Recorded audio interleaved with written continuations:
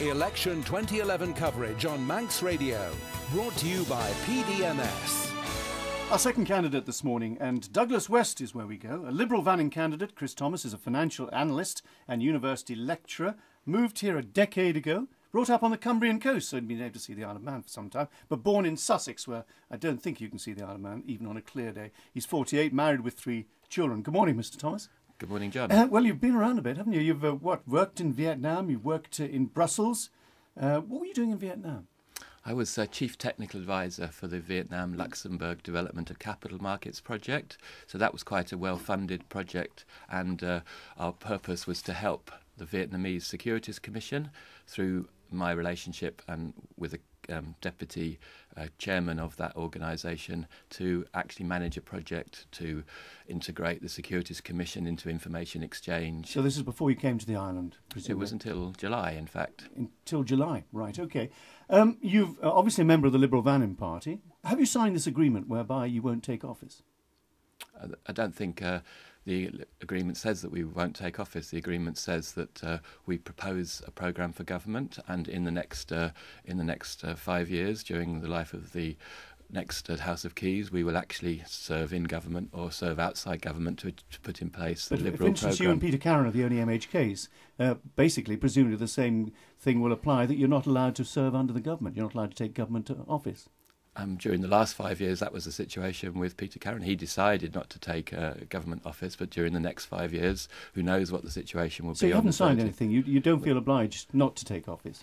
No, we have signed something. We've signed that we are Liberal Vannin Party members and that we're proposing... But it doesn't say we won't take office? It doesn't say we won't take office. But the point is, the main point, John, is that we're proposing a programme. We've gathered together 10 individuals at the moment who are... But what's of interest to people, listeners, is that perhaps they want their representative to be able to take part in the government. We will take part in the government, and what's important for your... But you won't be able to take office if you agree to what's happened in the last 5 years. You keep saying that, John, but I contradicted you once and I contradict you again.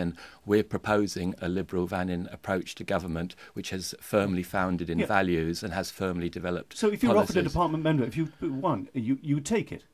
If you were offered to be a departmental member? The party has a programme which it proposes to the electorate. You're not saying yes or no to this? I mean, would you say yes or no? It's the wrong question. We're proposing to... It's a question. Yeah, the question is, your question is precise and my answer has been equally precise, John. We've proposed a programme and we have a spokesman on economics and business, which is the role I play. We have a well-developed programme in health. We have a well-developed programme for I'm reading pensions. to this, you wouldn't go into the government.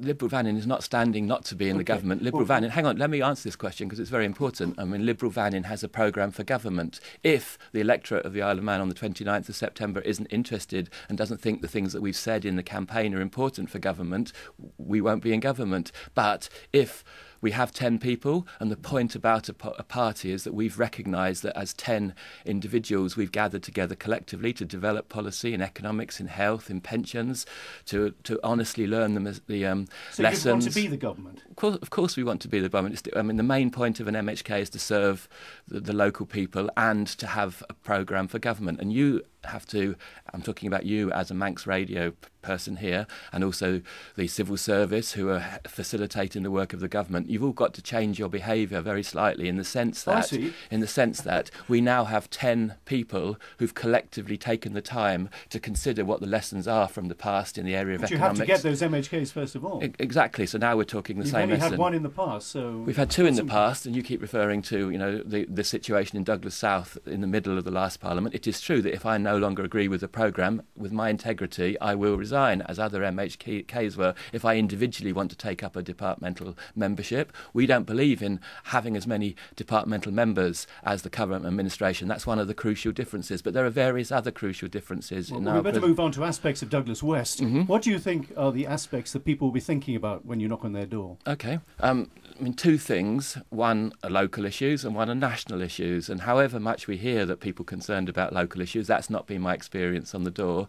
If you're worried about your income, if you're worried about the cost of living, people are sensible enough to know that they have to have better government and reductions in cost of living and more security for pensions in an affordable way. And if they're worried about their house, they need to have affordable housing. So what we've done, my role is to think about economics and business, and what we've done is we've thought through revenue sharing, and we've talked about revenue raising as an alternative, and we've said as one of the important points that we would consider abrogating the a current agreement, and we've talked about having a more self-confident... So you would abrogate? That would be... If no, you I didn't say that. Again, you're leading me. We would think about it, and we would... that's a position in our manifesto. But to come back to the point of Douglas West, you interview somebody from Douglas East, and the Douglas Promenade issue was something that she raised. I think it's generally considered. But £10 million is a lot of money to spend on a promenade. And we are a Liberal party, and the Liberal approach is very clear. We have a very dynamic and successful economy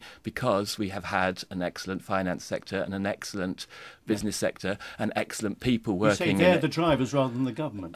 I'm saying the government has to create a facilitating and an international environment for the business sector to flourish. Moreover, it has to be self-confident internationally, and it has to go into discussions with the UK and discussions with the European Free Trade Area. We've already been in touch with the Free Trade Area to address any customs barriers issues that might exist. What I'm saying is that the Isle of Man at this stage in its development needs to have a liberal approach, and that's what we've thought about. We've gathered together, and my main point is that we have actually changed this election in the sense that we do have 10 people who've collectively presented something, and you have to think about, and the civil service have to think about how you prepare for the possibility that we influence government. We'll have to end it there, but thank you very much indeed. That's Sir Chris Thomas, who's standing in the constituency of Douglas West on September the 29th.